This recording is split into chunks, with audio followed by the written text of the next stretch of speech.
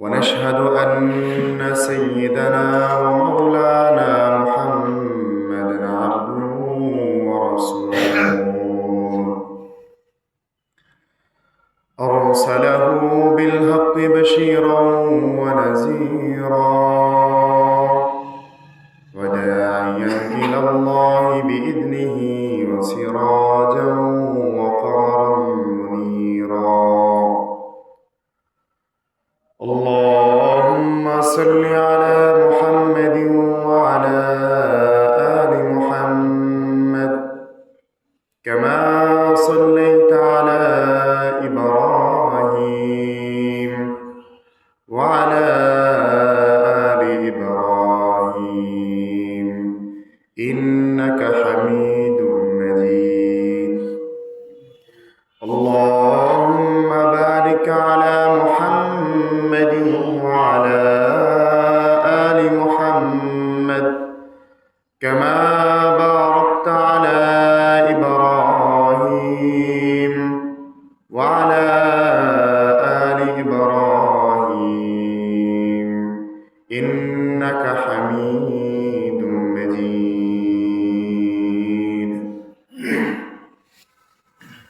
আলহামদুলিল্লাহ আল্লাহ সুবহানাহু ওয়া তাআলার দরবারে কোটি শুকরিয়া যে আল্লাহ সুবহানাহু ওয়া তাআলা আপনাকে আমাকে ভালোবেসে মহব্বত করে জুমার মসজিদে আসার বসার তৌফিক দান করেছেন। এই জন্য সে রব্বে কারিমের দরবারে শুকরিয়া আদায় করি। আলহামদুলিল্লাহ।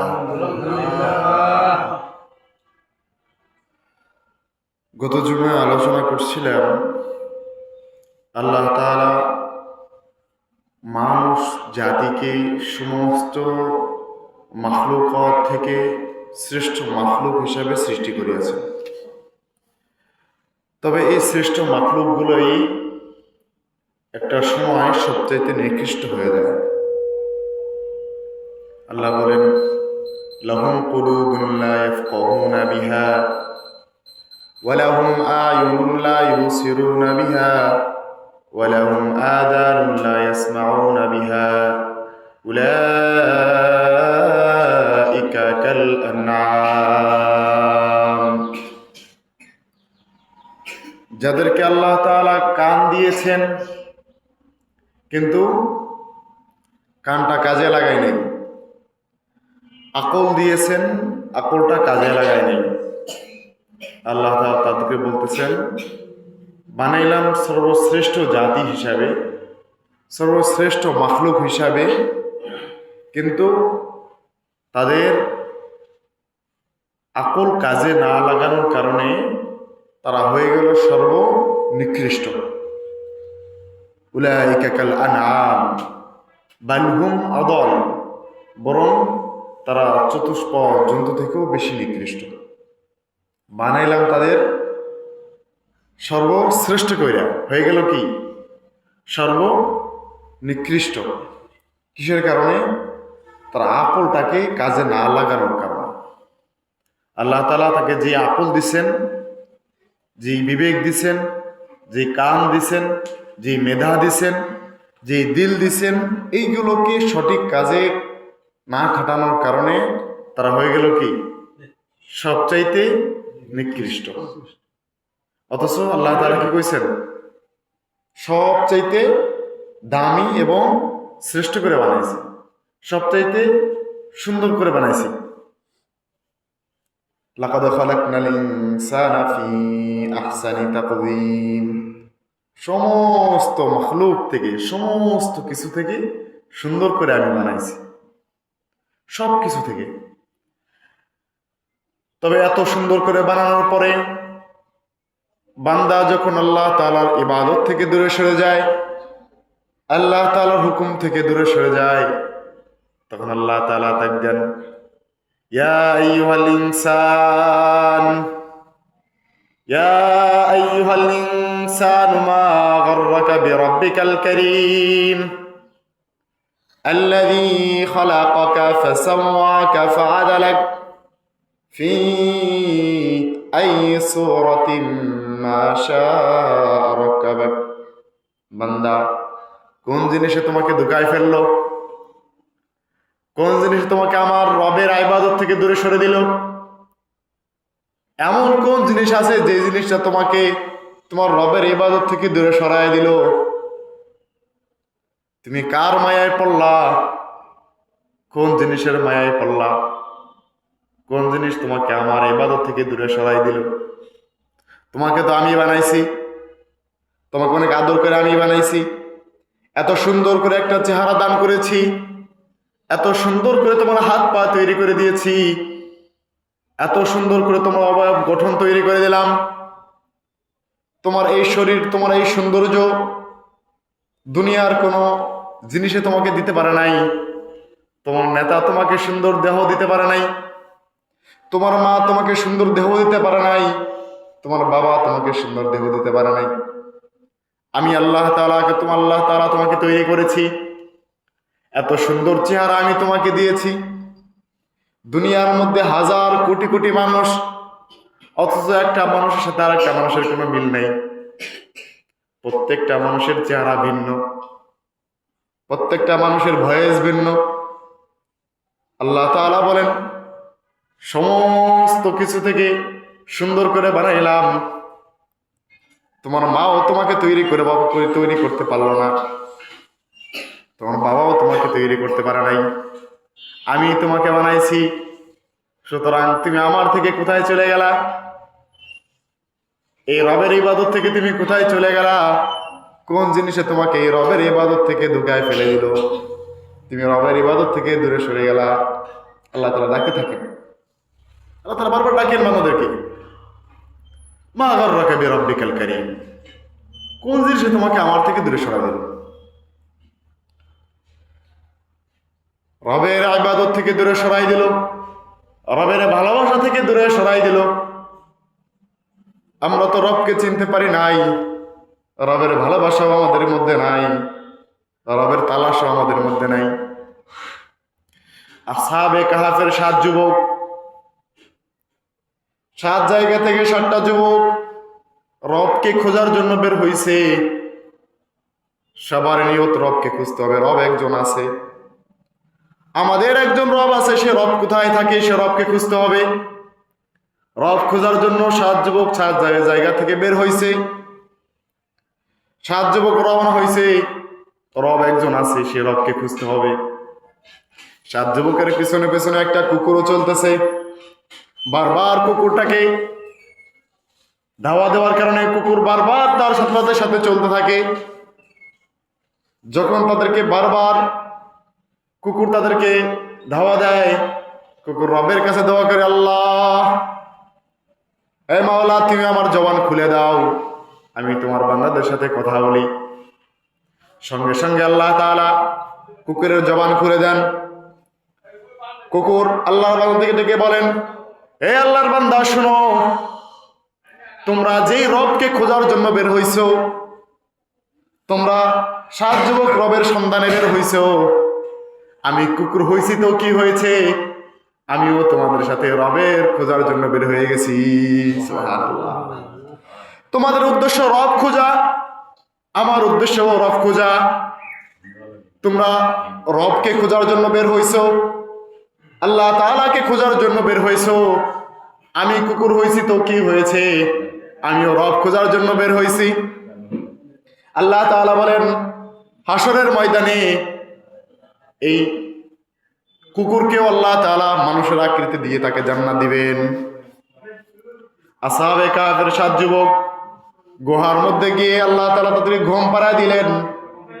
কুকুরটা গুহার সামনে পাটা মিলাইয়া ওখানে পাহারা দিতে থাকলেন। আল্লাহ তাআলা এইভাবে তাদেরকে ঘুম পাড়ায় দিলেন। এই 7 যুবক আল্লাহ তাআলাকে খোঁজার জন্য বের হয়েছে, তারা রবকে খোঁজার জন্য বের হয়েছে। এটা আল্লাহ তাআলার কাছে অনেক পছন্দ হয়ে গেছে। আল্লাহ তাআলার কাছে পছন্দ হওয়ার কারণে আল্লাহ তাআলা এই আসহাবে কাহফের নামে একটা সূরা নাজিল করে দিলেন। ভালো লেগে গেছে আল্লাহ তাআলার কাছে যে যুবকরা আমাকে খুঁজতে বের হয়েছে, যুবকরা রবকে খুঁজতে বের হয়ে গেছে। আল্লাহর সন্ধানে যারা বের হয়, রবকে খুঁজতে যারা বের হয়, আল্লাহ তাআলা তাদের উপর সন্তুষ্ট হয়ে যায়। আল্লাহ তাদের সন্তুষ্ট হয়ে যান, কারণ মাল্লাহুল মাওলা ফালাহুল কুল। যে রবের হয়ে যায় পুরো দুনিয়া তার হয়ে যায়। যার রব আছে তার সব আছে, যার রব নাই তার কিছুই নেই। যত কোটি টাকার মালিক হোক না কেন, যার রব নাই মানে তার কিছুই নাই, সব শূন্য। রাস্তা দিয়ে যাচ্ছে ভিক্ষুক, কাদা মাখা অবস্থায় রাস্তা দিয়ে ভিক্ষুক যাচ্ছে, সামনে দিয়ে আসতেছে জমিদারের পুত্রবধূ।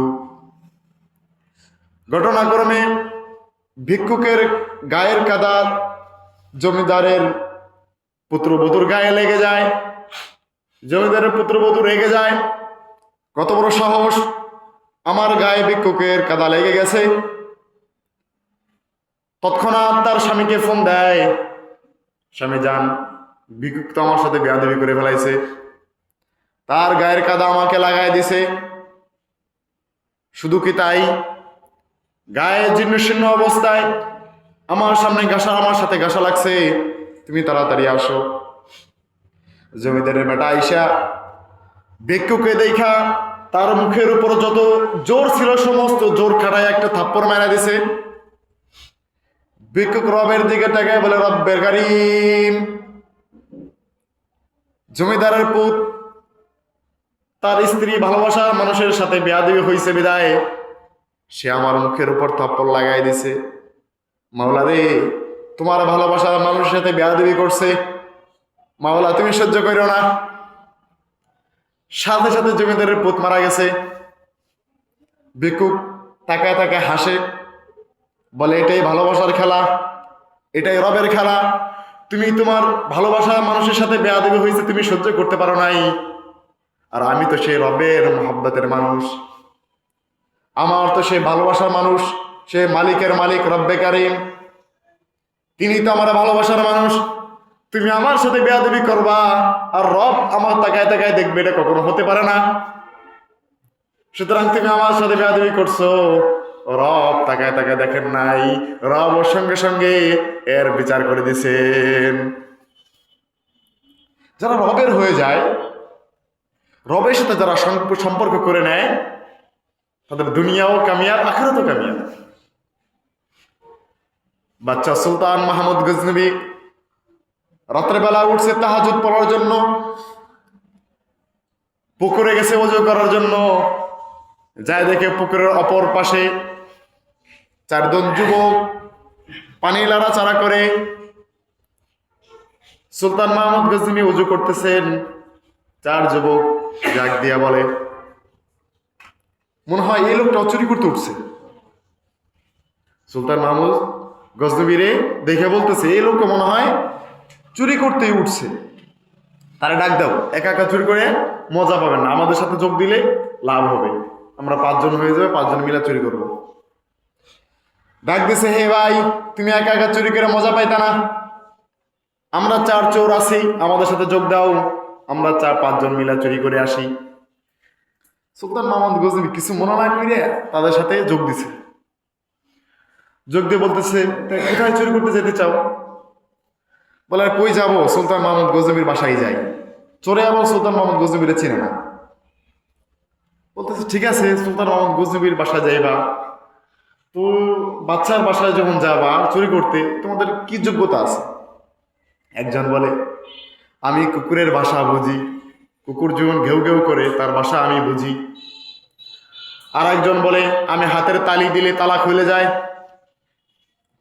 আর একজন বলে, আমি নাকের ঘ্রাণের মাধ্যমে কোন ঘরের মধ্যে সোনা দানা আছে আমি সব বুঝতে পারি। আর একজন বলে, আমি রাতের অন্ধকারে যাকে দেখি দিনের বেলা তাকে চিনি। এখন 4 যুবক সুলতান মাহমুদ গজনবীকে বলে, আপনার কি যোগ্যতা আছে বলেন? সুলতান মাহমুদ গজনবী বলেন, আমি ডান দিকে মাথা হেলাইলে ফাঁসি মাপ। এখন 4 যুবক বলে, ঠিক আছে, আমাদের যোগ্যতা তো ভালো আছে, চলেন যাই। সুলতান মাহমুদ গজনবীর বাসায় গেছে, হাতে তালি দিছে, গেট খুলে গেছে। গেট খোলার সাথে চলতেছে 5 জন, এখন কুকুরে ঘেউ ঘেউ করে। ওই যে একজন আছে যে কুকুরের ভাষা বোঝে, সে বলতেছে, হাই রে, কুকুরও পাগল হয়ে গেছে। বলে কেন কুকুর পাগল হয়ে গেছে কেন? কুকুর বলতেছে, এই সবাই সাবধান হয়ে যাও, বাচ্চা তার মেহমান নিয়ে বাসার মধ্যে প্রবেশ করতেছে, আমরা ঢুকতেছি চোর। আর কুকুরে বলে বাচ্চা তার মেহমান নিয়ে ঘরের মধ্যে প্রবেশ করতেছে। একে একে সবাই গিয়ে একজনের নাকের ঘ্রাণের মাধ্যমে স্বর্ণদন্য কোথায় আছে সব টের পায়ে গেছে, ঘরের মধ্যে ঢুকছে। রাত জাগা চোর তো, সবাই রাত জাগছে, ভিতরে ঢুকে অলস কিছু আছে না, চোর অলস ঘুমায় পড়ছে।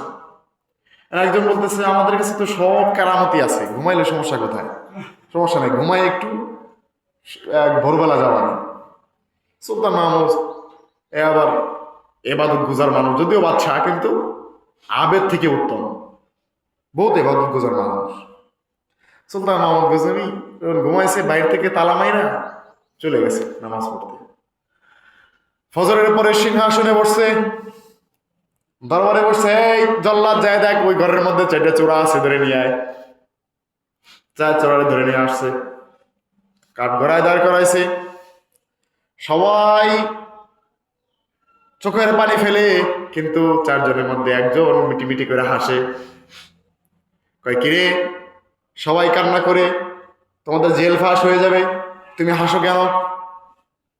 বলে বাচ্চা, আপনি আমাদের বন্ধু হইয়া বন্ধুর সাথে গাদ্দারি করতে পারেন না, আপনি তো আমাদের বন্ধু। বলে কিভাবে আমি তোমার বন্ধু হইলাম? বলে রাতের বেলা আপনিও আমাদের সাথে ছিলেন, আমরা চোর তো 4 জন ছিলাম না, চোর ছিলাম 5 জন। রাতে তো আপনিও ছিলেন, কারণ আমি রাতে যাকে চিনি দেখি, দিনেও তাকে চিনি। বাদশাহ তার কেরামত দেখে খুশি হয়ে গেলেন। বাদশাহ বললেন, যাও তোমাদের সবাইকে ক্ষমা করে দিলাম। চোরটা এবার বলতেছে, হায় রে, একটা রাতের সম্পর্কের কারণে বাদশাহ আমাদেরকে জেল ফাঁস সবকিছু মাফ করে দিল।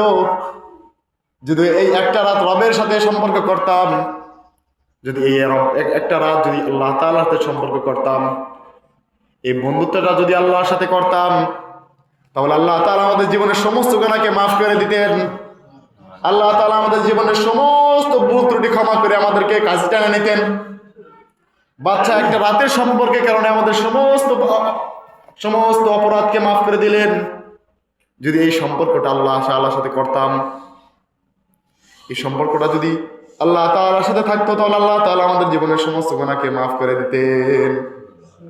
সম্পর্ক তারা ওই সময় ভালো হয়ে গেলেন, এমন ভালো হয়ে গেলেন, ওই জামানার মধ্যে সবচেয়ে বড় আউলিয়া হয়েছেন তারা। কেন? সম্পর্কের কারণে। রবের সাথে যারা ভালো সম্পর্ক করে, তারা দুনিয়াও কামিয়াবি হয়, আখিরাতেও কামিয়াবি হয়। সম্পর্ক করতে হবে কার সাথে? রবের সাথে।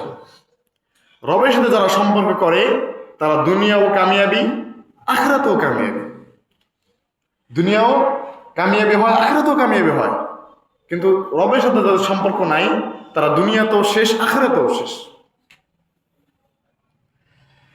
আমার সাথে একজন মুরব্বীর দেখা হয়েছিল বিবারিয়ার মধ্যে। তো মুরব্বী আমার কাছে পড়তেন, এক জুমায় বলতেছেন যে বাবা, এমন একটা সমস্যার মধ্যে আছি, মুরব্বী হয়ে গেছি, বেটার বউদের কাছেও অপ্রিয়, ছেলেদের কাছেও অপ্রিয়, বোর কাছেও অপ্রিয়। এমন অবস্থায় আছি যে মনে হয় দুনিয়ার মধ্যে আমি একটা কাটা হয়ে গেছি, আমি একটা মানে অহেতুক হয়ে গেছি, আগাছা হয়ে গেছি। আমার কারো দরকার নেই, বাপ ছেলে সন্তানের কাছেও আমি একটা আগাছা, একটা বিরক্তিকর, নিজের বোর কাছেও বিরক্তিকর। বাড়িতে থাকে না, মসজিদে আসলে ফজরের মাগরিবের সময় আসলে যাইতো ঈশার নামাজ পড়ে, মসজিদে বই থাকতো। অথচ তার বাড়ির দিকে তাকাইলে বলবেন কোটি কোটি টাকার মালিক, তার বিল্ডিং বিশাল বিশাল বিল্ডিং করে রয়েছে, বাড়ি থাকার মানুষ নেই। ছেলেরা বাইরে থাকে, বাড়িতে থাকার মানুষ নাই। বলে আমি আমার ছেলেদের কাছে সবচেয়ে বিরক্তিকর, কিন্তু টাকা পয়সা কামাই কি করলাম, আমার হাজার হাজার কোটি টাকা কামাই কি করলাম, অথচ সমস্ত টাকা পয়সা আমি নিজে কামাইছি। সরকারি কর্মকর্তা ছিলেন, আমি নিজে কামাইছি। ছেলে সন্তানদেরকে কামায় কামাই কইরে এত বড় মালিক, টাকার মালিক বানাইলাম, কি করলাম আমি? এখন আমি তাদের কাছে বিরক্তিকর, তাদের কাছে আমার আর ভালো লাগে না। আমি মরে গেলে তারা বাঁচে, মনে হয় আমি মরে গেলেই তারা খুশি হয়, মুখে তারা বলতে পারে না যে তুই মরে যা, কিন্তু আমি মরে গেলে তারা খুশি হয়, এটা মনে হয়। তাদের কাছে বিরক্ত হয়, কিন্তু যখন মানুষ বুড়া হয়ে যায় আল্লাহ তাআলার কাছে প্রিয় হয়ে যায়। আল্লাহ তাআলা নিজে বলেন, দাড়ি পাকা লোক যখন আমার দরবারে হাত উত্তোলন করে আমি ওই দাড়ি পাকা লোকদের হাত ফিরিয়ে দিতে লজ্জা বোধ করি। অথচ দাড়ি পাকা লোকগুলা ব্রিটেনে বসে বসে, দাড়ি পাকা লোকগুলা ব্রিটেনে বসে বসে, অথচ দাড়ি পাকা লোকের তাদের মুখে উচিত ছিল আল্লাহর নাম সবসময় বলবে। মসজিদে 5-10 মিনিট আগে এসে এই বিভিন্ন গল্প শুরু করে দেয়, অথচ চোখটা বন্ধ করেন, জীবনে কত নামাজ আছে, কত নামাজ আছে যে নামাজগুলো আপনি কাজা করে ফেলেছেন। চোখটা বন্ধ করে দেখেন, এত নামাজ আছে যে নামাজগুলো পড়ে মনে শেষ করতে পারবেন না, এত নামাজ আপনার কাজা আছে। আসছেন নামাজ মসজিদে, আগে আসছেন 5 মিনিট আগে, কাজা নামাজগুলো পড়েন, কাজা নামাজগুলো পড়েন। 5-10 মিনিট আগে আসেন, এসে কাজা নামাজগুলো পড়েন, হিসাব করেন কত নামাজ কাজা আছে, কত নামাজ কাজা আছে। মানুষ যখন এই আল্লাহ তাআলার কাছে ফিরে আসে, তওবা করে আল্লাহ তাআলার কাছে কান্না করে, আল্লাহর কাছে দোয়া করে,